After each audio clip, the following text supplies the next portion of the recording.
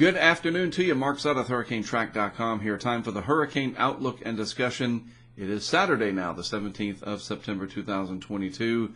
Obviously, the big story is Fiona getting itself better organized now in the Caribbean Sea.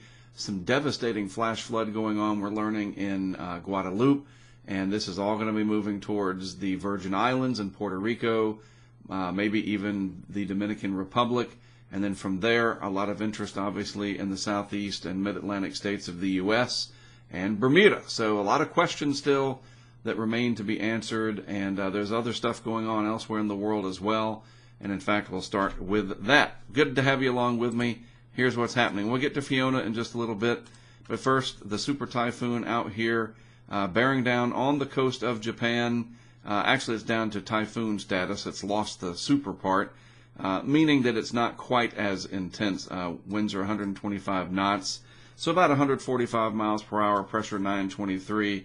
This is a pretty big deal because it is going to come in here to southern Japan and run the length of the country. And that is going to bring a lot of problems there. The usual, storm surge, high waves, the coastal impacts where this makes landfall, and even cutting through some of these islands here. The smaller islands, Japan is made up of several islands, but then, boy, this is really going to be a problem here. This will be a big newsmaker, as we will see in the coming days. In the eastern Pacific, real quick here, Lester made landfall. Still a big rain threat. There's some pretty mountainous terrain down here. That's where it made landfall, right there in this area, and it's going to die out fairly quickly. But there's just a lot of disturbed weather down here and the potential for some heavy rainfall across some of the mountainous terrain in Mexico, so do keep that in mind if you have interests down there. And then, of course, we have Fiona here in the Atlantic Basin, and let's just jump over to the satellite animation. That'll help, and we'll get started with Fiona. First of all, there's that mess in the eastern Pacific, a lot going on over there, mainly just rain, but just rain. Rain can be a big problem, as, of course, they are seeing, unfortunately, firsthand in Guadeloupe. So there's Fiona down there, starting to look a lot better organized, wrapping that deep thunderstorm activity around the center instead of the center of circulation racing out ahead of it. By the way, I believe that this impulse right here that is showing up on the National Hurricane Center homepage as the yellow area, I forgot to bring it up, but that's fine. That low probability area that encompasses roughly that region. This is a big part of why Fiona is probably slowing down as of late and is going to start to make a little bit more of a turn to the north across Puerto Rico, because the ridge is not connected all the way across the Atlantic and into the midwestern parts of the United States. There's a break right here, and it's that higher pressure that helps to keep Fiona down south. And if this was connected and we didn't have all of this other disturbed weather through here kind of chiseling away at the western Atlantic ridge and it trying to link up with the continental ridge sitting over the Midwest, it's nice and toasty out there. Fiona would just be going off to the west. It would be getting very strong, and we'd be potentially worrying about a hurricane turning up towards Florida or the Gulf of Mexico eventually. But that's not the case, because we do have these impulses over here, mainly this one, that again is eroding that ridge enough so it kind of lets off the pressure just a little bit. So Fiona is able to gain latitude, and it looks like it's going to do so fairly close to Puerto Rico and the Virgin Islands, and that's going to be a real big problem as we go into tonight and through tomorrow, because this will be intensifying. And when they do that, right on top of you, it is much more, the effects are much more amplified, is I guess a way to put it. You can really notice them more because the wind is much easier to transport down to the surface. Just a lot of reasons behind why a strengthening system is a lot different than one that's holding its own. And I mean, it's pretty obvious, right? Something that's at peak or on its way to being at peak intensity versus one that's steady state or weakening, especially in the formative stage like this. You can get some serious wind gusts. But there it is. It's starting to wrap up there. There's Guadeloupe. Again, they've had some serious flooding. This band over here to the east going across there still. And this goes to show you that it is not just about a point on the map. The center of circulation may very well be tucked in here somewhere, But all the way over here on the eastern side, there's that one band of deep thunderstorm activity or convection, and that's dumping very heavy rain, and that's causing some very serious flooding. And all of that is going to be heading towards and closing in on the Virgin Islands and Puerto Rico as we end the day and get into tonight. So you folks over here, batten down the hatches. It's going to be pretty rough over the next 12 to 24 hours as this moves on through. And we can see this really well here on the radar. This is from Dr. Mark Nissenbaum, Florida State University. I'm waiting for it to load these frames here. A lot of frames up there. Well, we got 50 frames. And so there's all that heavy rain moving in, closing in on the Virgin Islands over here. There's Vieques, and then San Juan is located right up here, roughly. And this is really, really going to be impactful. There's some hilly terrain through here, definitely some elevation. And that's going to really force the rain down into those guts, or gullies as they call them. We have a lot of those even through the Virgin Islands as well. It's kind of hilly through there. It's not flat. It's not like the Everglades or South Florida. No, this is all kind of created from old volcanoes and just tectonic action and uplift. That's a whole geologic thing. And if you just don't know the area, believe me, it's not flat like South Florida. So I want to make that very clear. And that's going to help to also, where there is onshore and upslope flow, just as an example, if the wind is coming onshore and you hit some of these mountains that are in here, that upslope flow helps to wring out the moisture even more, and you can get some higher rain totals in those areas. This particular radar out of San Juan, you cannot see what's happening over here, but that big band is over there, trust me. There is Guadalupe radar, I just don't have it pulled up. But all of this is going to be moving towards Puerto Rico as the big population center, but again, our friends over here in the Virgin Islands and elsewhere are really going to be in the thick of it as we get through the night tonight. So where does this go from there? Well, we can take a look at our handy-dandy interactive tracking map to get an idea of that. The official National Hurricane Center forecast has this cutting across the center of it, the southwest part of Puerto Rico. But remember, the effects are much larger than that. They extend out far away from that center. So don't look at this, and let's zoom in. This is a great lesson in the word it. All right? So I had a couple people on Twitter asking me, do you think it's going to do this or it's going to do that? What do you mean by it? And I certainly don't want to sound like some kind of a smart aleck, but it's true. I need you to think about it. When you ask that question, where do you think it's going to go? What do you mean by it? Are you asking about this center point? Is that what you mean by it? Or are you asking about all of this that's coming? That is it. That's it right there. When I think of it, I think of that, not this over here with just a small point on the map. That is the center of circulation, and yes, it may cross western Puerto Rico through the Mona Passage and avoid a landfall of the center in Dominican Republic, but all of that right there, the rest of it, is going to rotate through, and you can still have some very heavy rain. So just be careful and try to really wrap your brain around what are you talking about and what are you really asking when you say, where is it going to go? What are the impacts from it going to be? It is a large weather system impacting a large geographic area. But back to the point at hand, the center forecast, though, if we refer to that as it is expected to pass southwest of San Juan over here, again, the western side of Puerto Rico, through the Mona Passage, and then out into the Atlantic here, where it should strengthen rather quickly. Conditions are going to be very favorable, and as I'll show you in a minute, the water temperatures are very warm through there. We do have some cameras down here. Just want to pop these up real quick. This is on the HurricaneTrack Insider site. It is all supported through our Patreon supporters from around the world, and this is one of them. This is Carlos and his apartment in San Juan, and that's what it looks like now. That's going to be really interesting to watch as the night unfolds. Hopefully the power will remain on, but we're kind of not counting on it because it's kind of sketchy down there, but we'll see. In St. Thomas, we have a couple of cameras here as well, and there's one out overlooking one of these beautiful bays, and then the other camera is down here over at the cruise terminal area. No cruise ships there today, duh. And the wind is picking up a little bit breezy. Nobody walking around down there, and it looks like, I guess everything is just shut and shuttered. These aren't particularly necessarily storm shutters. They just have wooden, strong doors down there, but they're ready. Our buddy down there, Tim Olive in St. Thomas, giving us some updates. We have several supporters and patrons down there as well, including Brent. This is a view from his place in St. John. That gray hurricane sky, as we like to call it, going to get real squally here. A lot of these areas, this is what I'm talking about. It's hilly down there. It's not flat. And you get these areas where the water will focus. This is just an example. Brent knows the area much better. And, you know, the water will find the path of least resistance to try to drain out into Fish Bay over here, I think is what it is, or Cruz Bay, something like that.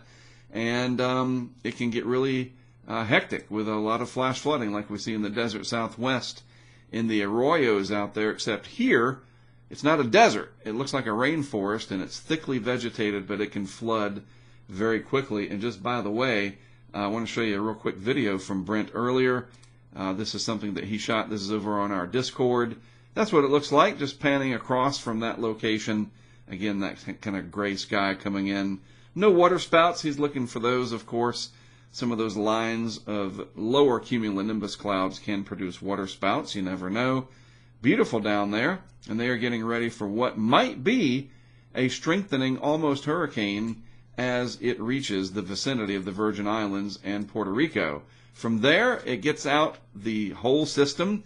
It gets out into the southwest Atlantic, and then we will have to watch for our friends up here in Bermuda and see what impacts may happen there. The chance of landfall and direct impacts to the southeast are very, very low for direct impacts. But as this comes out and strengthens, it'll send, and you guessed it, swells towards the southeast coast and eventually the mid-Atlantic and northeast. Those swells will also start impacting the north coast of the Greater Antilles as this pulls away. So whatever happens, we will be dealing with Fiona and potential impacts, whether directly or indirectly, over the next several days. And I think this one finally, in terms of the Atlantic and its mechanics, I'm just speaking strictly meteorologically, this one finally should become a major hurricane and find almost optimal conditions over the western Atlantic here. Earl kind of failed to do so. A lot of guidance really suggesting that Fiona here becomes a very strong hurricane, probably reaching Category 4, though you never know. It's 2022, and storms have been struggling mightily this year. That's the cold wake left from Earl. Speaking of Earl, Fiona, again, should take a track similar to this, somewhere out here in the rest of the Atlantic track there. All of those water temperatures are above normal. It should avoid the cold wake left by Earl, so Fiona will have plenty of energy to work with. So what does the future look like? First of all, there is that impulse that I was talking about right there at the lower parts of the atmosphere. There's another one over here.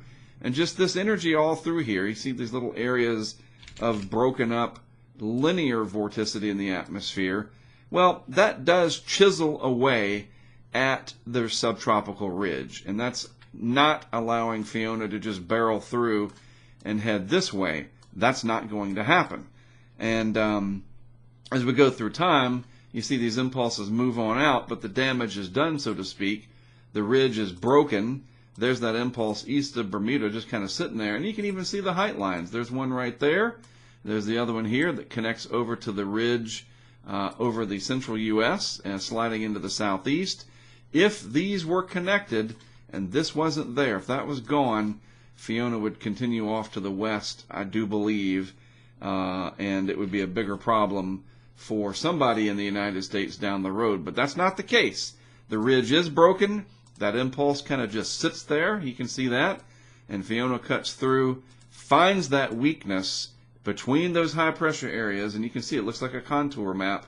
Thicker in the atmosphere, a little less thick there, and that's the path of least resistance through here. There's your thicker ridge sitting over the eastern United States, and Fiona has an escape route out into the Atlantic, not anywhere close to the United States. But It'll certainly send out those swells, the rip currents. Yes, the surfers will like it, but the usual caveat is be careful in the coming days when you go to the beach. I will talk about it ad nauseum, I am sure. What about Bermuda? There's Bermuda right there. We've got some friends there. Yes, it could pass close to Bermuda. This is still more than 5 days out, however, and a lot can change. It could be farther to the west. It could be right over Bermuda. You know the drill by now. We will certainly be watching this closely. And just to compare, the Euro a little bit more to the west early as we move this on along. Very similar to the Hurricane Center's forecast track, clearly there. It gets it much closer, the center anyway, to the Dominican Republic, if not a landfall. And then the Euro gets it up close to the Turks and Caicos there and finally starts to feel that weakness. We only go out to 90 hours on this high resolution or higher frame rate version. We'll go to the EC Fast here from Dr. Cowan's site, and that's every 24 hours, north, northeast, and then finally out it goes. And just for interesting look into the future, expand the view out. Look what happens to it. It's interesting. It comes up, and actually the Euro has it at a week out crossing into Newfoundland. There's the big old high over here, and it can't go that way. And then there is high pressure over here. It can't go that way. So there's your obvious path of least resistance going forward. So there you go. And this is interesting too. I forgot, and I didn't want to forget this. Jason Sipple works on the modeling. Not much details here, but Jason, very smart person, works on some of these computer models down at either the Hurricane Center or HRD or both. And this is really interesting. The big reason why they do the P3 flights, that's the P3 Orion, it has the radar, I believe, on it. And so they can really get some high detailed information into the models, and it keeps the data in the models, it keeps everything on track. So you can see a 6-hour forecast from the HWRF, that's the Hurricane Weather Research Forecast Model, that didn't have much inner core data. That's this one. And so the HWRF went crazy. But with inner core data from the P3 Orion, it was more realistic. And he says, yes, that's a massive, massive difference there. And if we scroll down, there's even more. Big difference in subsequent intensity forecasts going forward. This is what it had, 980 millibars. I guess this is, let's see, let me go back to this one here. Yeah, so this is without the data, if I'm understanding it correctly, and this is with the data. So it's a much more reasonable, I guess the folks down here would agree, 980 versus a 967 Hurricane, definitely a bigger deal in terms of, and he says it right there, big difference for Puerto Rico impacts. Again, this one not having the data, presumably, and this one here on the left did have the inner core data coming from that P3 Orion. So we really appreciate the men and women that do all of this. This is just an example of what they have done with their flights, different drops that they have done with dropsons. A lot of data. It's really amazing what they have done. And these are just different replies to it and so forth. All right? All right. Had several emails today asking about our Patreon. Haven't mentioned it much because we really haven't been out in the field much, and that's when people really tend to tune in. But we do have our Discord, which is very active. The live cams are all there, exclusive podcast, and you can support what we're doing and become a part of it and actually have input. And it's not just a subscription to a service where you're buying an app or something like that. It's much more. It's very interactive and a great community. If you want to become a part of it, download the Patreon app. That's the easiest thing to do. Search HurricaneTrack, Hurricane T-R-A-C-K, and you can become part of our community. We do off-season stuff, winter storms, not just hurricanes. It might be HurricaneTrack, but it's much more than that, and that's how you can get involved if you are so inclined. All right, so we'll be seeing what happens with Fiona. Again, going to be an interesting evening for our friends down here in the Northeast Caribbean. We will be in touch with them a lot, and I will be posting stuff, especially on our Discord, and certainly on our public-facing social media as well. In fact, we do have a live feed going out to YouTube right now that kind of encompasses all of these cams, and that's available to anybody out there, and it helps to get the word out as to what we're doing as well. All right, let's get this online for you. I will be back tomorrow morning with the What's Up in the Tropics segment, and we'll see what Fiona is doing at that point in time. Okay? All right. Have a good rest of your Saturday afternoon. Thanks for tuning in. I am Mark Sudduth for Hurricane Track. I'll be back with more for you tomorrow morning.